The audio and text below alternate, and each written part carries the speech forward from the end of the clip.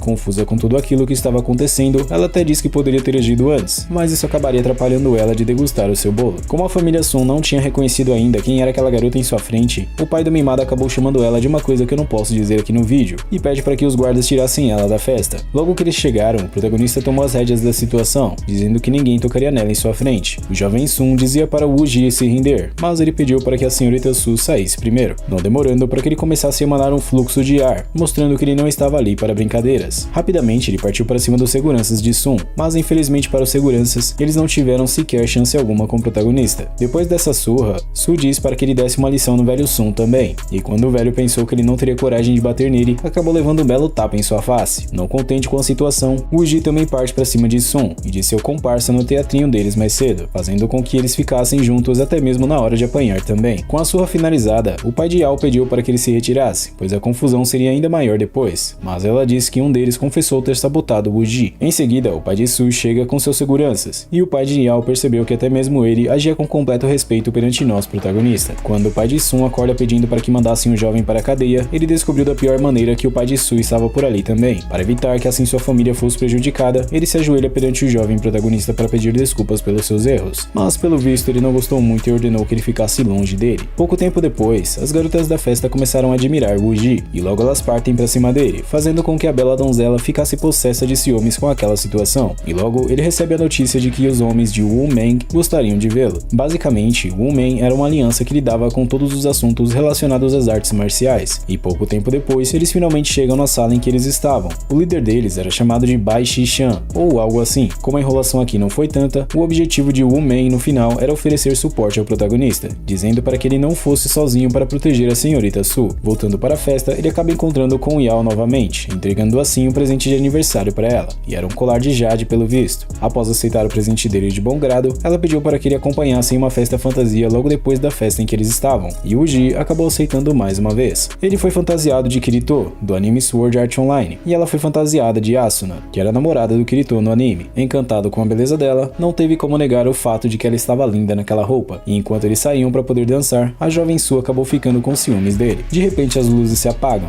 e aqui ele já tinha percebido que algo de errado não estava certo acontecendo. Logo, ele pede para que ela ficasse ali enquanto ele ia atrás da senhorita Su. Seguido disso, alguns sequestradores tentam levá-la consigo, porém antes que eles pudessem fazer alguma coisa, o colar de jade que o protagonista tinha dado a ela começa a brilhar, ativando assim sua barreira de proteção e fazendo com que os sequestradores desistissem. Temos agora uma cena dos sequestradores conversando, e o chefe de Woo-man chega em seguida para poder lutar contra seu adversário, chamado Hong Kwan, que atualmente era o chefe da família Cassia. Para completar ainda mais a noite, Woo-ji chega em seguida também, dizendo que se ele não entregasse a senhorita Su, ele o faria pagar. O velho então diz para que ele ficasse longe, já que em matéria de poder, o sequestrador era tão forte quanto ele, e o prota decidiu dar apenas 1 minuto para que ele acabasse com ele. O líder de Woo-man então parte para cima de Kwan, mas acabou fracassando na missão e foi atingido com uma adaga. Antes que a situação piorasse ainda mais pro velho man, Woo-ji aparece dando um chute na costela do sequestrador, lançando ele para longe como se não fosse nada. Com isso, o velho man percebeu que na verdade o Woo-ji estava bem acima dele, e Kwan decidiu tomar veneno para poder ficar grandão, aumentando em muito o seu poder ofensivo. Mas como o cão que muito late não morde, o protagonista acabou com ele com apenas uma mão, exorcizando assim o espírito de impureza dentro dele. Nesse momento, vemos a atual situação da bela donzela, que pelo pelo visto não estava muito bem, já que os sequestradores estavam tendo pensamentos educativos a respeito dela. Logo, ela começa a pensar onde que era que o Woo-ji tinha ido parar, e de repente ele aparece na frente do carro, fazendo com que eles parassem imediatamente. Agora, para ser bem sincero, eu gostaria de saber como que ele conseguiu ser mais rápido do que um carro. Quando um dos sequestradores sai do veículo, ele começa a disparar no protagonista, mas como a habilidade dele estava em um nível Deus, ele parou um dos projéteis com apenas os dedos. Se eu tentasse fazer isso, meu dedo ia junto nessa brincadeira. Ao ver que ele não tinha chance contra o Woo-ji, o sequestrador decidiu pegar a senhorita Su como refém, que estava semi-consciente, dizendo que iria jogá-la no penhasco caso ele se aproximasse, e pelo visto o protagonista não acreditou que ele seria capaz de fazer isso. Já que ele tinha pagado para ver, o cara lança a bela donzela no precipício, mas rapidamente Woo-ji deixa ele inconsciente e pulando em seguida para poder salvar a senhorita Su. E enquanto ele estava com ela em seus braços, ela desperta pensando que os braços daquela pessoa eram bem quentes, e ela gostava muito, apagando em seguida. No quarto da donzela, ele perguntava para o líder Su se tinha alguma notícia, mas infelizmente ele não tinha conseguido nada, já que os sequestradores usaram alguns doces para deixarem aquele mundo. Pouco tempo depois, a senhorita Su desperta, pedindo para que Woo-ji chegasse mais perto dela, e logo ela pula em cima dele dizendo que acabaria com sua vida, já que ele tinha prometido protegê-la. O velho Su até tenta proteger o prota, mas no final ele acaba recebendo a culpa de propósito, dizendo que da próxima vez ele definitivamente iria protegê-la. Com isso, ela acabou percebendo que a pessoa que ela estava nos braços era justamente Woo-ji, e acaba se afastando com vergonha dele. O velho então disse que o pai e o filho da família Sun estavam procurando por ele, e no final eles queriam se desculpar por causa do último incidente que tinha acabado de acontecer. Como pedido de desculpas, eles entregaram também um cheque de 10 milhões a ele, e o prota disse que se eles ousassem se aproximar de sua irmã novamente, ele não deixaria eles escaparem. Um tempo depois, a senhorita Su gostaria de sair para jogar mais uma vez, e pelo visto nosso protagonista estava esperando pelo próximo golpe daqueles que gostariam de apagar ela. Alguns dias mais à frente, vemos ela empolgada querendo encontrar com seu Romeu, que tinha salvo sua vida naquele dia do sequestro, mas ele se recusava a permitir que ela fizesse isso, já que estava sentindo uma sede de suco vermelho por perto. Seguido disso, ele pede para que ela colocasse a Jade novamente, mas dessa vez, ela não poderia ser mimada e iria usá-la até o final, e ela acaba aceitando depois de um pedido tão carinhoso como esse. 4 horas depois, nada tinha acontecido ainda, e ele acabou pensando em um jeito de fazer com que seu alvo saísse da toca, dizendo para a senhorita Su que tinha visto um coelhinho branco do lado de fora, e ela sai para poder checar se aquilo realmente era verdade. Inicialmente, ela não tinha conseguido encontrar nada, e já que o bandido ainda não tinha agido, nosso protagonista decidiu sair um pouco. Nesse momento foi a hora em que o bandido mordeu a isca, e acabou tomando um belo soco em sua face, sendo arremessado para longe como se não fosse nada. Com isso, o bandido até tenta usar uma cortina de fumaça para poder escapar, mas como nosso protagonista era rápido demais para ele, no final ele foi obrigado a se esconder embaixo d'água, em um pequeno rio que tinha ali perto. 30 minutos depois, ele decidiu subir novamente, já que estava ficando sem ar, e para surpresa dele, encontrou justamente nosso protagonista, que estava à espera dele. Vemos agora que o nível de hacker de Woo-ji estava alto demais, já que até conseguir andar na água o cara conseguia, fazendo com que o bandido se perguntasse se realmente tinha chance de vencer contra um monstro como ele. Quando ele menciona que a técnica de respiração do bandido era muito boa, ele se oferece para ensinar essa técnica ao protagonista, porém quando ele tenta tirá-lo da água, o mesmo saca uma adaga para poder apagar o Woo-ji, mas novamente com apenas os dedos ele consegue parar a faca do bandido, e ainda lança o cara para o céu com a maior facilidade de todas, finalizando o cara do mal com sua própria arma. Seguido disso, ele recebe uma mensagem em seu celular, mais especificamente de sua irmã, que dizia que sua mãe sentia falta dele e perguntava quando que ele iria visitá-las novamente, e nos pensamentos dele, ele dizia que nunca mais deixaria ela sofrer. Enquanto o Woo-ji voltava para casa em um trem, ele olhava sem parar para o cartão que estava em sua mão. Vemos então uma lembrança dele, onde quem tinha entregue esse cartão tinha sido a senhorita Su, que dizia que ele tinha acabado de ganhar 50 milhões. Enquanto ele estava feliz da vida por ter recebido uma quantia tão grande de dinheiro, de repente uma garota acaba adormecendo no ombro dele, e alguns caras infelizes com a vida aparecem querendo briga com quem estava quieto.